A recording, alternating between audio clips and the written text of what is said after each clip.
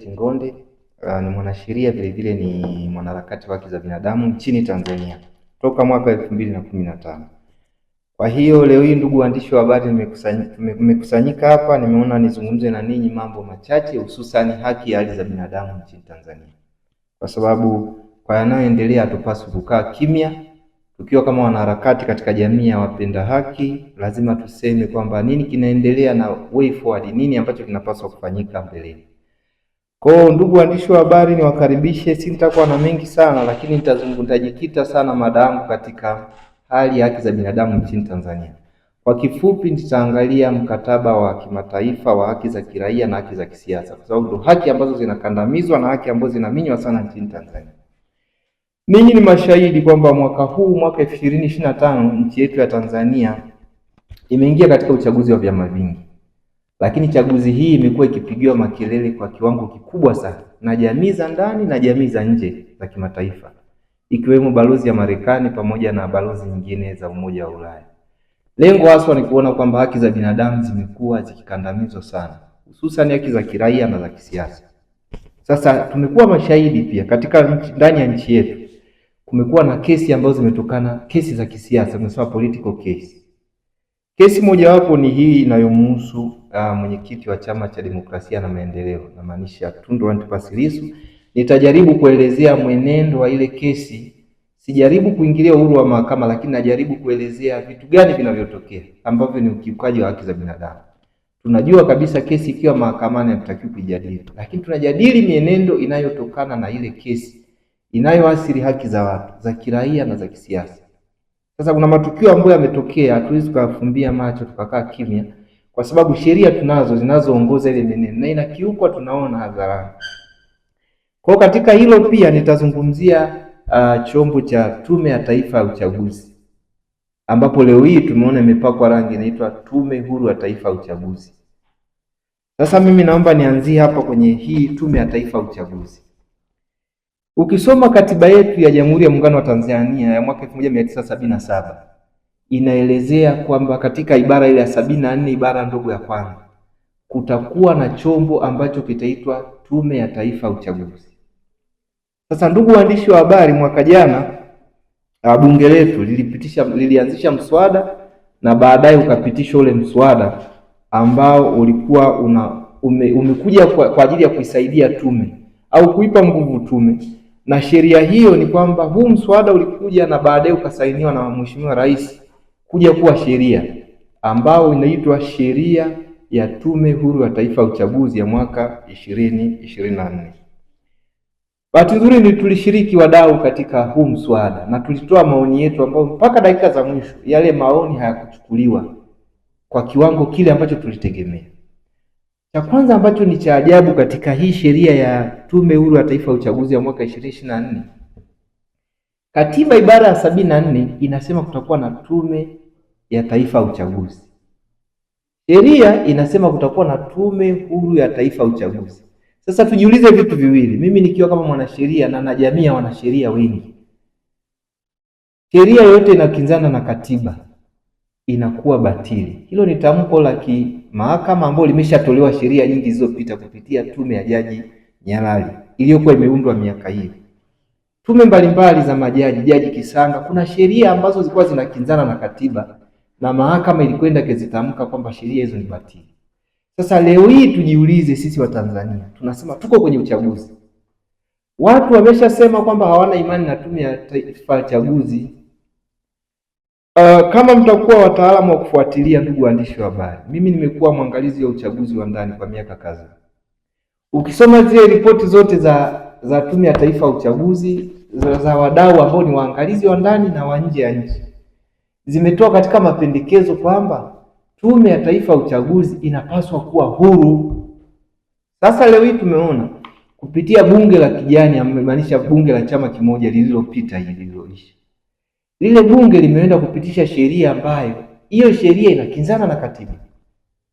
Yaani sheria imeanzisha Tume Huru ya Taifa ya Uchaguzi, katiba inatambua Tume ya Taifa ya Uchaguzi. Sasa kama kuna mgongano wa hivi viwili, kipi kina prevail? Katika sheria tunasema the prevailing will be the constitution, yaani katiba katika mazingira hayo itakaa juu. na ile sheria itatangazwa kuwa batili. Kwa mlengo huo niseme hivi, kilichofanyika hii Tume ya Taifa inajiita au inajipambanua kumbe Tume Huru ya Taifa ya Uchaguzi ni chombo ambacho ni batili. Sasa kama chombo chenyewe kinachosimamia uchaguzi ni batili, tutegemea uchaguzi utakuwa huru na haki? Haiwezekani, kwa sababu tume yenyewe ni batili, haipo kisheria, inakinzana na katiba. Mimi nilitegemea na tulitoa maoni kupitia Jukwaa la Katiba Tanzania, kupitia TCD, Tanzania Center for Democracy, Kituo cha Demokrasia Tanzania. Tulikuja na mswada tukaujadili, tukapendekeza kama itafaa ni vyema tukarekebisha katiba, basi tufanye marekebisho ya katiba machache ambayo yataipa nguvu pia hii sheria. Sasa kilichofanyika ni kwamba punda amepakwa rangi ili aonekane punda milia, kitu ambacho sio sahihi kabisa. Sisi wa Tanzania watu wanauelewa. Leo hii ukituambia kwamba hii Tume ya Taifa ya Uchaguzi ni tume huru, sina haja kutoa mifano mingi. Tumeona katika wagombea walioingia katika uchaguzi, wengine wamewekewa mapingamizi ambayo hana kichwa wala miguu. Baadaye mahakama zinafanya kwa ufanisi wake, zinaondoa hayo mapingamizi yasiyokuwa na ulazima. Lakini tunaona kila siku imekuwa ni technical, yani kila siku imekuwa na vitu ambavyo ni vya kiufundi vinavyoathiri haki za watu, katika haki za kiraia na za kisiasa. Kwa hiyo Tume ya Taifa ya Uchaguzi, ukiangalia hii sheria ya Tume Huru ya Taifa ya Uchaguzi, hiyo sheria ambayo imekuja kusimamia uchaguzi, hii Tume Huru ya Taifa ya Uchaguzi, ukisoma katika kifungu cha 7 kinaeleza sifa za wajumbe wa Tume ya Taifa ya Uchaguzi. Imerudi pale pale, yani kiini macho. Kwa maana gani? Inasema hivi, sifa mwenyekiti wa Tume ya Taifa ya Uchaguzi na makamu mwenyekiti wanapaswa kuwa na sifa ya mtu ambaye amewahi kuwa au ambaye anaweza kuwa jaji wa Mahakama Kuu au jaji wa Mahakama ya Rufaa. Sasa tujiulize leo hii, ndugu waandishi wa habari, jaji wa Mahakama Kuu au Mahakama ya Rufaa anateuliwa na nani? Anateuliwa na rais. Tumerudi pale pale kwenye ile ibara 74 ibara ndogo ya pili B, ile ya kule kwenye katiba. Kwa nini kilichobadilika tu? Watu walipiga kelele kwamba hawa watu wasiteuliwe na rais. Tuchukue mfano wa wenzetu Kenya kupitia katiba yao mwaka 2010. Marekebisho waliyofanya kupitia Tume Huru ya Taifa ya Uchaguzi ya Kenya. Sasa kwetu wamekuja kusema kwamba wameita jina Tume Huru ya Taifa ya Uchaguzi. Lakini inapataje huo uhuru kama tumeshasema kwamba rais asiwe appointee, asiwe ni mtu anayeteua hawa watu? Kifungu cha 7 kimerudisha sifa zile zile. Ili uwe mwenyekiti, uwe makamu mwenyekiti, lazima uwe jaji. Sasa hao watu wanateuliwa na rais. Tunarudi pale pale. Kwa tunapoteza rasilimali fedha, tunapoteza rasilimali muda kujadili vitu vile vile ambavyo havina msingi kwa taifa letu. Leo hii tunabaki na kusema kwamba tuna Tume Huru ya Taifa ya Uchaguzi. Hata katika hali ya uhalisia wanasema haki isitendeke bali ionekane inatendeka. Tusiseme tu tume itatenda haki, ionekane hata kwa macho basi kwamba katika utendaji na ufanisi wa tume imefanya kazi pasipo kumuonea mgombea au chama chochote. Mimi sipo katika muktadha wa chama, lakini naweza nikasema kitu kimoja. Tukisema kwamba kuna sheria nyingine inaitwa sheria ya vyama vya siasa, ambayo sheria imefanywa marekebisho mbalimbali mpaka 2019. Hii sheria ukiangalia inasema kwamba msajili wa vyama vya siasa atakuwa mlezi wa vyama vya siasa. Lakini tujiulize, yule ni mlezi wa vyama vya siasa? Ni vyama vya siasa vinavyoonekana vina sauti ndio vinauliwa. Vile ambavyo vipo kwenye mrengo wa dola ndio vinalindwa. Afu tunasema ni mlezi, anamlea nani? Huwezi ukajiita mzazi kwamba wewe ni mzazi au mlezi unamlea mtoto mmoja unampendelea. Tutaona sekeseke ambayo ilipitia Chama cha Demokrasia na Maendeleo Chadema. Wamefungiwa ruzuku. Msajili anaenda mbali zaidi kuweka vikwazo kila siku, mabarua yeye na Chadema. Kwani hakuna vyama vingine? ACT wako Chauma na vyama vingine. Sasa huyu ni mzazi gani au mlezi gani anapambana na mtoto mmoja katika wanaye anaowalea? Ninyi ni waandishi, ndugu waandishi wa habari, mimi hakuna siku nimesikia ofisi ya msajili wa vyama vya siasa imemuita aidha mjumbe au kiongozi yoyote wa Chama cha Mapinduzi mpaka nilipokuwa akaitwa kuhojiwa na msajili wa vyama vya siasa kwa mujibu wa ile sheria. Tumeona viongozi wa vyama vya upinzani hususan Chadema, tuwe wawazi, wameitwa mara kadhaa, wamepewa maonyo na makaripio, lakini hakuna kiongozi aliyetoka upande wa, sio kwamba upande wa Chama cha Mapinduzi hawafanyi vitu vibaya. Makala alitoa kauli ya kichochezi mbaya sana, lakini mpaka leo tunazungumza, yuko uraiani tu, anachekelea, anaendelea na maisha. Sasa kwa nini tuwe na double standard kwenye nchi moja? Tunasema tuna sheria ya vyama vya siasa, tuna Tume ya Taifa ya Uchaguzi ambayo imejipambanua na kujiita Tume Huru ya Taifa ya Uchaguzi ya mwaka 2024 kupitia hiyo sheria iliyoanzisha Tume Huru ya Taifa ya Uchaguzi. Kwa hiyo tume imepata sheria yake, lakini hiyo sheria inaendana na matakwa ya uhalisia? Sheria inaendana na matakwa ya katiba? Kwa ukisoma vizuri hii sheria utakuja kugundua kwamba inakinzana na katiba. Kwa njia sahihi, wadau ambao tulipendekeza, Mheshimiwa Rais alitoa hili mezani ili kufanyika mabadiliko ya katiba, na hilo tulilisema mwanzoni kabisa mwa mwaka jana kwamba inawezekana hata kupitia bunge hili tupeleke marekebisho madogo, turekebishe sehemu ya Tume ya Taifa ya Uchaguzi, wale wajumbe namna ya kuwapata na kadhalika, watu wangeingia kwenye uchaguzi. Leo hii tunasikia kuna vyama vimesusia uchaguzi. Wako sahihi, ni haki yao ya kisheria, ni haki yao ya kikatiba kutokushiriki.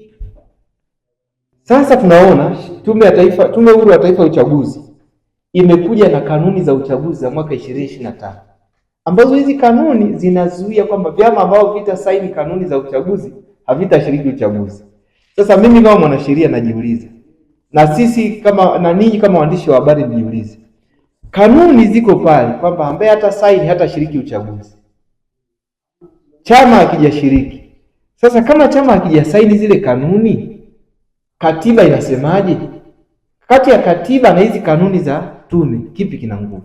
Ni katiba. Jibu ni jepesi tu kwamba kukiwa na sheria ina ukakasi, kukiwa na kanuni, kukiwa na taratibu, mwongozo wetu ni katiba. Hii hapa ndiyo msahafu, ndiyo Biblia ya nchi. Kwa hata rais akitoa maagizo hayahojiwi, lakini tunarudi kwenye uhalisia wa katiba. Kama mtakumbuka, ndugu waandishi wa habari, hadi Dr. Magufuli kuna kipindi aliteua wabunge kwenye wale 10 wakazidi. Lakini mara baada ya sisi watu wanaharakati kupiga kelele kwamba Mheshimiwa Rais hapa amekanyaga katiba, alirudi kimya kimya, baadaye akamuondoa mmoja, akampeleka ubalozi, akamtengua kumuondoa kwenye ubunge. Kwa nini? Alijua ameshakanyaga katiba. Sasa leo hii tuna viongozi wanasema kwani katiba nini? Katiba ni kakijitabu tu hapo. Kweli hii tunaweza tukaizarau kusema ni kakijitabu? Huu ndio mwongozo wa nchi, sio familia. Kwa mtu akipewa dhamana kuongoza nchi, haongozi familia yake, anaongoza nchi, anaongoza mamilioni ya Watanzania kupitia hii katiba. Mwalimu Nyerere alishasema tukikutana na kiongozi anayedharau katiba, basi anaweza akafanya maamuzi yoyote. Kwa ndugu waandishi wa habari, kwenye swala zima la Tume ya Taifa ya Uchaguzi, mimi niseme kwamba hali ya kampeni zinazoendelea, zinazoratibiwa na hiyo tume ipo upande mmoja. Kwa hatuwezi tukakaa kwa muktadha huo tukasema kwamba eti hii tume tulionayo ni tume huru kwa jina tu, lakini kwa vitendo tunaona haina uhuru wowote.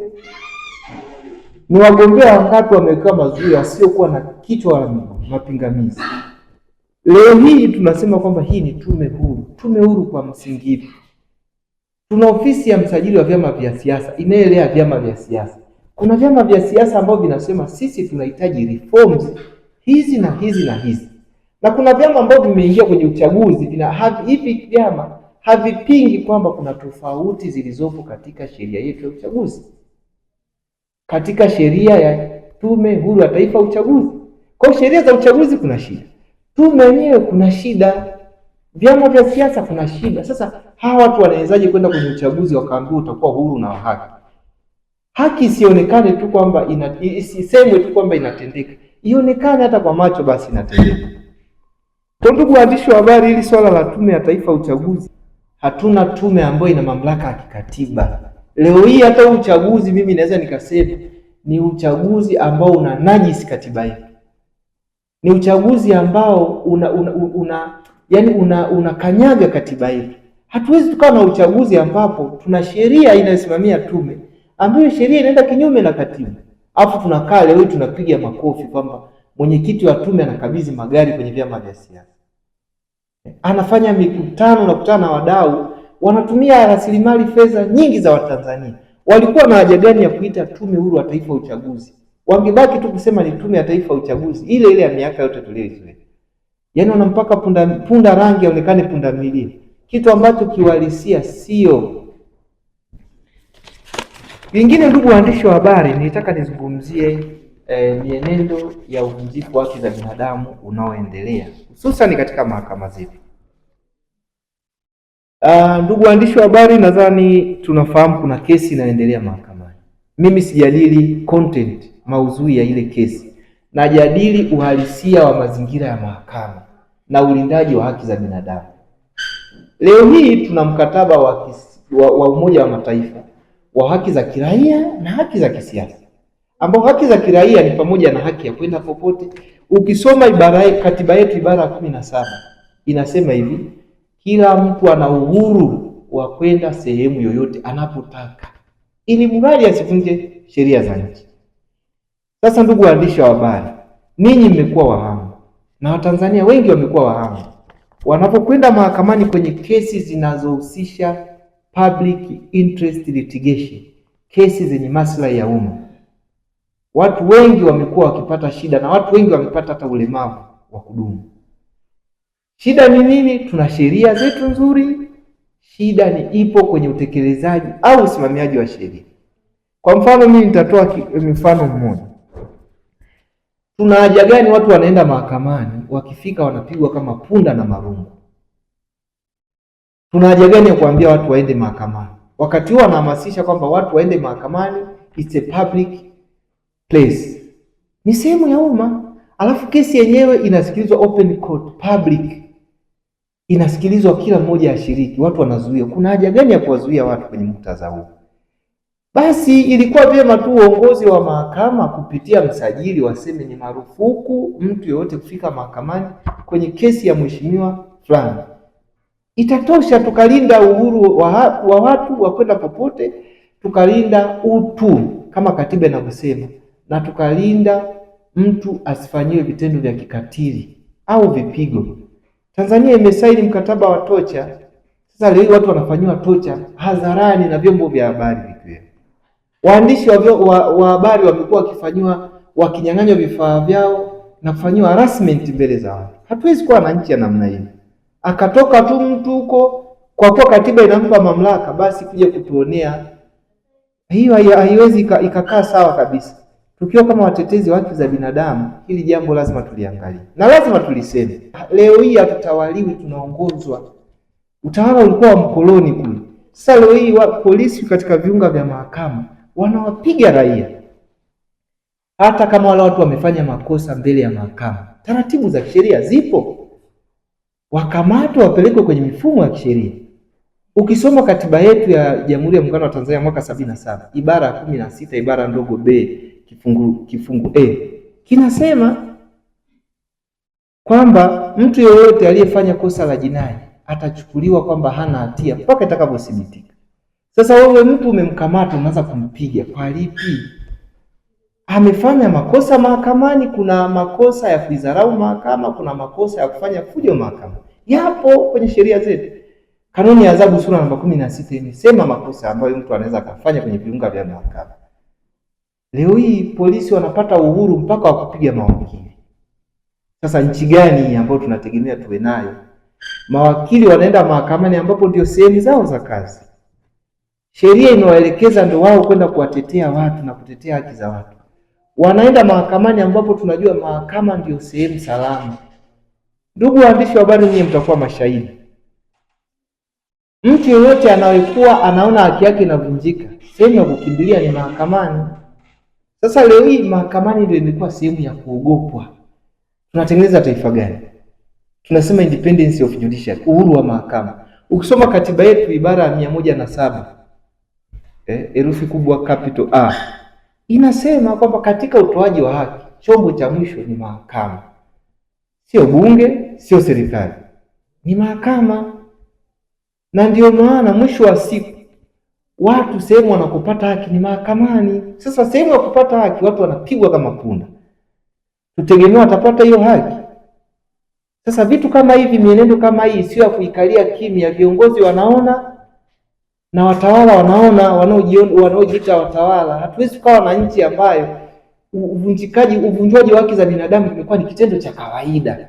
Hatuwezi tukazoea vitu kama hivi. Hata Mwalimu Nyerere alishawahi kusema ni hatari sana kuishi katika nchi ambayo leo hii ukisikia wanagonga mlango unasema wanaondoka na mimi. Ndio tulipofikia sasa. Mtu anaenda mahakamani akijua kwamba ninaenda nikasikilize. Wengine wanaenda kwa lengo la kujifunza, wengine ni wanafunzi wanataka wakaone trial inafanyika vipi. Hivi tunavyozungumzia katika kesi, tunavyozungumzia mwenendo wa kesi, huwa inaanzaje? Upande wa jamhuri, upande wa utetezi. Anaenda kujifunza, hana hatia yote. Anafika pale anapigwa, anarudi nyumbani na vidonda na majeraha. Hatuwezi kuwa na taifa la namna hiyo, kila siku tunamwaga damu. Hata maandiko yamekataza kwamba kila siku nchi damu. Kwa hiyo niseme, ndugu zangu waandishi wa habari, hili jambo naomba nalizungumza kwa uchungu sana. Mahakama inapaswa kuwa na wivu wake. Mahakama inapaswa kuwa na wivu wa utukufu wake. Naomba niseme hicho kitu. Leo hii mahakama ina mtu anaitwa msajili wa mahakama. Leo hii mahakama ina mtu anaitwa jaji in-charge, jaji mfawizi wa ile mahakama. Lakini cha ajabu ni cha kushangaza, polisi wanapokuwa kwenye viunga vya mahakama, wao ndo wanatoa amri kwa wananchi kinyume na sheria. Tukumbuke kwamba unavyozungumzia vicinity au eneo lile, jurisdiction, mamlaka ya mahakama inaishia kwenye mipaka yake. Mahakama inaishia wapi? Kwa polisi anatakiwa kutoa amri akiwa kwenye ofisi yake au kwenye eneo lake la utawala, sio mahakamani. Hata kama msajili amesema chumba cha leo open court watu hawapaswi kuingia zaidi ya 100, hilo tangazo anatakiwa kulitoa msajili wa mahakama, ndio mtendaji, na sio mtu anayetakiwa kutekeleza hiyo amri awe polisi. Sasa leo hii polisi wao mahakamani wanasema tokeni, msiingie. Watu wanafika mahakamani asubuhi wanafukuzwa. Nchi gani hiyo sasa? Sheria ngapi zimepita bungeni?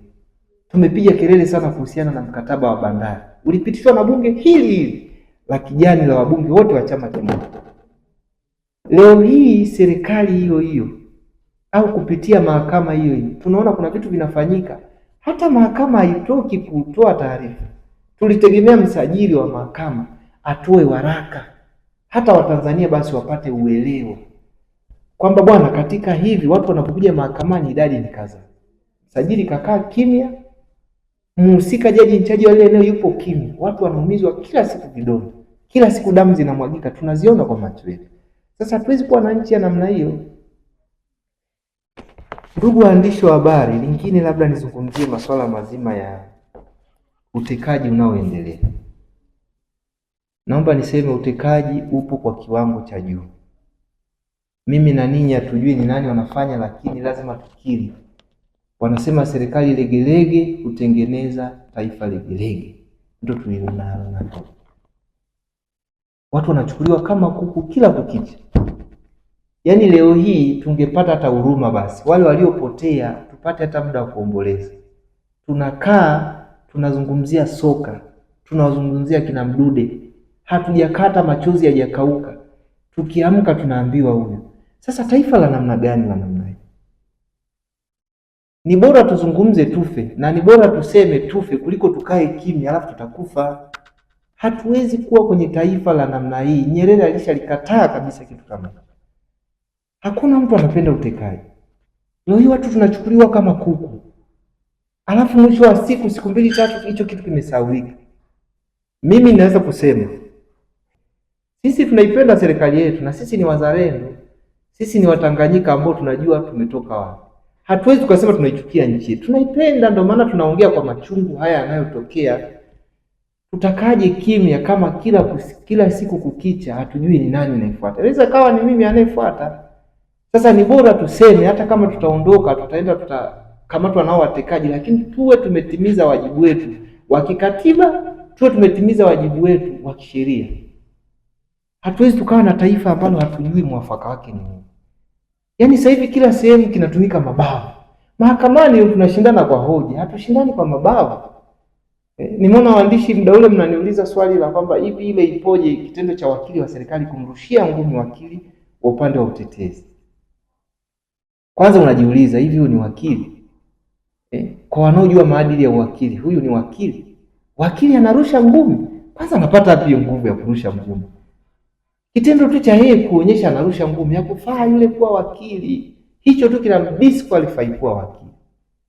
Ukisoma kanuni za kitaaluma za mawakili za mwaka 2018 zilizotungwa na Chama cha Wanasheria wa Tanganyika, haziruhusu wakili kufanya misconduct ikiwemo hiyo ya kupigana. Okay, ukiachana na hiyo tu, kanuni ya adhabu sura namba 16 inasema kwamba ni kosa la jinai kupigana hadharani. Sasa wakili anajua ni kosa la jinai, lakini pili ni kosa la kimaadili, anarusha ngumi mbele ya mahakama. Sasa ndio maana nasema tutaona namna gani mahakama imepokwa ule wivu wa utukufu wake. Mahakama haina ule wivu wa kimamlaka tena. Leo vitu vinafanyika mahakamani kienyeji tu. Wakili wa serikali anarusha ngumi. Sasa sio vitu vya kawaida. Leo hii mahakamani vitu vinafanyika, askari magereza anamchukua mtuhumiwa au anakutana naye pale anagomba. Sio taratibu za mahakamani. Mahakamani tunategemea ni sehemu ambayo tunajua sheria na kupata miongozo. Sasa kama imegeuka hivyo, kwa hiyo mimi naweza nikasema kanuni za kitaaluma za mawakili za Tanganyika za mwaka 2018 zimeeleza mienendo ambazo zinapaswa wakili afanyiwe taratibu gani mpaka kuja na kosa kama lile. Kwa wakili wa kawaida anaondolewa katika register ya mawakili. Sasa yule ni wakili wa serikali, anasimamiwa na kanuni za nidhamu za mawakili wa serikali ambazo zimepitishwa chini ya ofisi ya mwanasheria mkuu wa serikali mwaka 2018. Kwa hizo kanuni zipo. Sasa tutajiuliza na tutakuwa mashahidi tuone atachukuliwa taratibu au sheria taratibu za kinidhamu. Ile ni misconduct, imeonekana mbele ya umma, mbele ya vyombo vya habari. Mtu ana misbehave, hata kama kulikuwa kuna tofauti, inconsistency yote mbele ya mahakama, inabidi kuomba mwongozo. Lakini kitendo cha kurusha ngumi tunajiuliza anapata wapi ngumi? Kwa ndugu waandishi wa habari, mimi niseme tu kwamba umma umepoteza imani na muhimili wa mahakama. Tusifiche wala tusipepese macho. The public trust to the judiciary has been diminished. Yaani ile hali ya watu au umma kuamini mahakama imepungua. Watu hawana imani na mahakama zetu Tanzania kwa vitendo ambavyo vinatokea na ambavyo tumeviona nyuma. Watu hawana imani na mahakama. Sasa kama mahakamani ndo tunaenda kujificha, tutakumbuka hata nyuma kuna watuhumiwa walikuwa wanaachiwa kwenye kesi za jinai. Anapokuwa ameachiwa anatembea, akifika mbele polisi wanataka kumkamata, anarudi mahakamani. Ndio sehemu salama ya kukimbilia. Leo hii utakimbilia mahakamani. Tulishaona yaliyomkuta mwenyekiti wa baraza la vijana Chadema, wakili Mainyila. Yuko kwenye viunga vya mahakama, lakini alipokamatwa ni kama vile niseme, yani kama kibaka. Inaonekana amevamia kwenye mkutano. Tena amevaa bibu, yani amevaa bibu ambacho ni kitambulisho cha kwamba huyu ni wakili. Bibu ina maana kubwa sana kisheria. Sasa polisi wale ambao unakuta elimu zao hawa renki ya kawaida, hajui chochote, hajui maana ile bibu, anadhani labda pambo lile labda ni nguo ya harusi au nini ile spishera. Ile ina maana kubwa sana kisheria. Wanaposema noble profession inabeba vitu vingi. Na ukienda kwenye common law zile nchi zingine wanavaa na wigi kabisa, wigi leupe kichwani. Ina maana yake nayo kubwa sana. Wigi ina maana, bibu ina maana, na ile joho lina maana. Lakini akija tu anachukulia kwamba amevaa tu, anajua kama ni vazi la graduation ile joho au nini. Au ile bibu amechukulia tu ni kama katai tu amevaa. Kosa kubwa sana. Kwa hata kwa jamii za kimataifa ni kitendo cha aibu sana. Kwa tulitegemea, hata tumeona chama cha mawakili Tanganyika TLS wameweza kufanya engagement na jaji mkuu kwamba hatua za haraka zichukuliwe. Sasa mimi na wewe hatujui hatua gani zitachukuliwa, lakini kitu kama kile Watanzania wanahitaji pia kuona kile kitendo kinakemewa. At least basi kuwafuta watu machozi kwamba kile kitendo kilichofanywa kikemewe. Yaliyofanyika Kisutu tuliyaona, watu walipigwa sana, wameumia, akina Pambalu na wengine tunapaka saizi wana majeraha, wanauguza, wengine wamepata ulemavu, kisa tu kwenda mahakamani. Hakuna statement iliyotolewa ya kukondem au kulaani kile kitendo mpaka leo hii tunazungumza. Basi watu kifanyika vitendo kama hivi kwenye mihimili ya mahakama au hata nje ya mahakama, hata hivi vitendo vya utekaji kila kukicha vinatokea, itokee basi hali ya kukemea kile kitu kutoka kwenye mamlaka. Yaani haya masuala ya kusema upelelezi unaendelea vingine mpaka na kesho. Hayati Dr. Magufuli alisema naomba haya masuala ya utekaji mwaka 2019 nakumbuka. Hivi imekuwa kama kiini macho mambo sasa, akiwa ni RPC wa mkoa wa Dar es Salaam. Rais Magufuli akasema naomba haya masuala msifanye kama mapicha. Watanzania sio wajinga, wanajua kila kitu. Mwape, yani mseme nini kinaendelea. Mpaka kesho, mpaka hayati Dr. Magufuli amepotea, hakuna ripoti iliyotoka kwamba kipindi alikuwa anazungumzia sekeseke la Model. Mpaka leo hii Mo alitekwa na nani, nini kilitokea, hatujui. Kwa niseme jamani, mwenendo wa haki za binadamu Tanzania umeshuka kwa kiwango kikubwa kabisa katika World Index. Tumeona kwenye ile taarifa ya Amnesty International, shirika la Umoja wa Mataifa la haki za binadamu. Tumeona ni aibu na tuna vitendo vingi. Leo hii tunazungumzia kufungwa kwa kanisa la Gwajima. Ni haki za uhuru za kisiasa za watu kuabudu, cultural rights. Waumini wangapi ambao wamekosa haki yao ya kuabudu kisheria? Kakosea mchungaji, wanaadhibiwa wote kwa ajili ya mtu mmoja. Kwani hamna sheria inayembana yeye kama yeye ya jinai? Asiye huyu amefanya jinai, tuna sheria zake. Alafu kanisa ni taasisi. Taasisi mtu binafsi. Hivyo vitu vile lazima tuvitenganishe. Ni sawa na kampuni na mtu. Ni vitu vile tofauti, kwamba kampuni ni mtu, kanisa ni taasisi. Haya, tukiachana na swala lilokuwa limetokea kwa Gwajima, kuna vitu vingi vimetokea hapo katikati ambavyo vinadidimiza haki za binadamu. Mambo mengi ambayo yamekuwa yakitokea yanaonyesha kwamba haki za binadamu haziheshimiwa na kufuatwa. Ninyi ni mashahidi. Tumeona vitu vingi sana kwa watu ambao wamekuwa wakiwa wakosoaji, wakiwa wamesema tofauti na serikali. Sasa leo tunazungumza kuhusu aliyekuwa balozi wa Tanzania Humphrey Polepole. Polepole pamoja na amepata nyadhifa nyingi serikalini, alipaswa kufanywa vitendo kama vile. Yaani unaangalia kile kitendo, damu zimemwagika chini kama vile ni panya au kuna paka walikuwa wanamuua ndani. Hata damu za Mdude hazijakauka, tunalia machozi, yanatokea mengi. Sasa taifa gani la namna hii?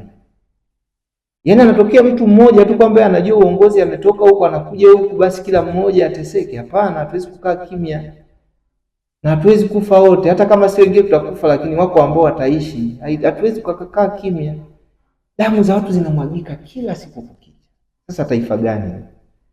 Kwa ndugu waandishi wa habari, vitu kama hivi ni vema watu wakavijua, na viongozi wanavyoona vitu kama hivi wavikemee. Makanisa yanafungwa, mwisho wa siku watu wanaikiwa, na mpaka wengine wamekimbia nchi kwa ajili ya kuhofia usalama wao. Lakini hakuna kauli ya kiongozi wa juu. Ukisoma katiba inasema the president is the chief comforter. Rais ndio mfariji mkuu. Hao watoto wangapi wakina Mdude na wengine wakina Soka, bibi zao na mama zao wanalia kuhusu watoto wao. Nani anawafariji?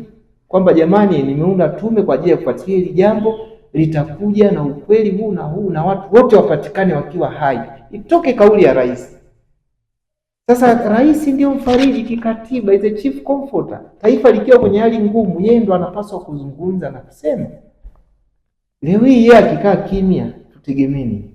Ndio mfariji mkuu kikatiba. Sisi wengine tutasema nini? Kwa hiyo lazima tumkumbushe pia wajibu wake, kwamba mheshimiwa rais na hilo pia lione, ili swala la utekaji kila kukicha lipo.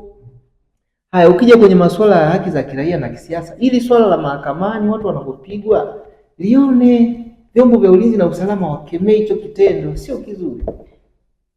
Wanatoka tu watu, bwana hili jambo tumeliona, so mmeliona, what next? Mmeliona, kwa hiyo kama mmeliona tufanyeje? Kuna mtu hajaliona kwa macho? Kila mmoja kaliona, lakini nini kifanyike? Sheria tunazo nzuri kabisa za kuwawajibisha watu, za kuwasimamia watu, lakini leo hazitumiki. Tunakuwa na sheria nzuri lakini hazifanyi kazi.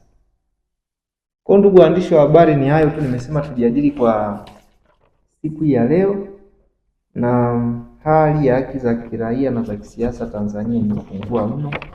Tumeona watu wengi wakipewa hofu wakipewa picha ya hofu na woga, wakitoa maoni yao, wamekuwa wakishambuliwa. Hata Dr. Slaa alimkuta hayo kwamba alikuwa balozi, kavuliwa ubalozi mpaka akapata na mashtaka. Mimi nadhani hatutakaa kimya. Taifa ni letu, tunaipenda sana Tanzania, tunaipenda sana Tanganyika yetu. Katiba mpya ndio suluhisho haya yote, na watu ndio watakavyoamua. Tuna kesi nyingi za watu ambao wamedai haki zao, ikiwemo marehemu Christopher Mtikira. Mchungaji aliweza kufungua kesi nyingine, na katiba imetoa tu tafsiri nzuri tu kwamba mtu yeyote akiona haki yake imevunjwa aende mahakamani. Sasa leo kama nilivyowaambia, mtu akienda mahakamani ana hofu tena. Hivi nitapata haki kweli hapo? Mbali na haki, naweza nikafika pale nikapigwa nikaumia. Haki za binadamu Tanzania zimeshrink. There was a shrink of civic space in Tanzania, not by Ngondi, even the Human Rights Watch, Amnesty International has said. Na tumeona baada ya ya shirika hilo kusema, msemaji wa serikali anasema hawa ni wapotoshaji. Sasa shirika la haki za binadamu ambalo linafanya kazi ulimwengu mzima wamekusanya matukio hayo kwa Tanzania, wamepata kwamba tathmini ipoje. Nyie mtakuwa mashahidi. Nikisema haki za binadamu zimekanyagwa, mnaona kesi ya Lissu inavyoanza Kisutu, kuna watu walitoka Kenya wanaharakati, lakini vile vile tunamzungumzia Martha Karua, wakili aliyejipambanua na kuja kufanya kazi kumtetea mteja wake Tundu Antipas Lissu. Kazi ya uwakili jamani, kingine niwaambie waandishi wa habari, tusiwe tunabezwa na maneno mepesi tu ya kisiasa kwamba Martha Karua yeye kaja huku kama nani, yule ni wakili. Sheria inasema hivi, ukiwa wakili ndani ya Commonwealth, nchi zilizotawaliwa na Mwingereza, unaruhusiwa kufanya kazi. Alafu kingine, Tanzania, Kenya na Uganda hatuna passport kila moja na nchi yake, tuna passport moja ya East Africa. Sasa kama passport ni moja, mbali na vile kuna mkataba wa Afrika Mashariki wa mwaka 1999 ambao ule mkataba ukiuangalia umeeleza vizuri kabisa, na ukaja kuanzisha kitu kinaitwa protocol. Protocol ni common market, ambapo common market ni free movement of people and goods. Watu wanaruhusiwa kuzunguka Kenya, Tanzania na Uganda kwa ajili ya biashara. Sasa wakili sio biashara. Mtu ametoka Kenya anasema na mteja Tanzania anakuja kumtetea, sio biashara yake, unasema amekuja kiharakati. Zipi? Anayeongea sio mwanasheria, anasema huyu amekuja tu kisiasa. Siasa zipi? Huyu ni wakili, wakili ana siasa. Unapozungumzia mwanasheria, maana yake ni mtu ambaye anasimamia na kutekeleza sheria. Tunapandikizwa maneno vyepesi tu kwamba ni uchokonozi tu, amekuja kuchoka, kama amekuja kumtetea mteja wake. Haya, wale wanaharakati wengine wa Uganda na waliotoka Kenya, tunakumbuka jaji mstaafu yule aliyekuja kaja karudishwa, jaji mstaafu wa Kenya. Hiyo inatupa picha gani? Na mpaka wameenda kufungua kesi mahakama ya Afrika Mashariki iliyoko Arusha kwamba Tanzania inakandamiza haki za kiraia na za kisiasa, ikiwemo free movement of goods and people, kufanya biashara ndani ya mataifa husika. Tumewazuia. Sasa yale matukio yote, na wale ukiangalia ile simulizi, ukisikiliza simulizi ya BBC, wanasema tulifanyiwa vitendo vya kikatili, ikiwemo kuingizwa vitu visivyo vya kawaida katika maeneo nyeti. Sasa vitu gani kama taifa? Si sheria zipo, wangeshtakiwa kwa mujibu wa sheria za nchi. Alo, umeingia kimakosa, wanasomewa makosa yao, wanaadhibiwa. Unaacha kuadhibu, wanaenda kutupwa huko mipakani. Yaani vitendo kama vile vitendo vya makanisa yetu, watu wetu kupigwa mahakama na vitu vingine, utegemea haki za binadamu tutaongoza? Haiwezekani. Hata Uganda ni wakatili haki za binadamu, lakini safari hii Tanzania tu tunaongoza East Africa. Nadhani East and Central Africa inawezekana si ndio tunaongoza kwa muda. Na bado hatujui mpaka kufikia uchaguzi nini kitatokea. Tuombe tu kwamba tuombe Mungu nini kitatokea, lakini wakati huo tusisite kupaza sauti zetu. Lazima tuseme, haki zinapokanyagwa tuseme kwamba kwenye hili Mheshimiwa Rais anatakiwa kutoa sauti yake. Utekaji, Mheshimiwa Rais anatakiwa atoe neno la faraja. Jamii yetu imepoteza watu wengi. Kwa ndugu waandishi wa habari, ni hayo machache tu nimesema tuzungumze kwa siku ya leo, hususan kuhusiana na hali ya haki za binadamu nchini Tanzania.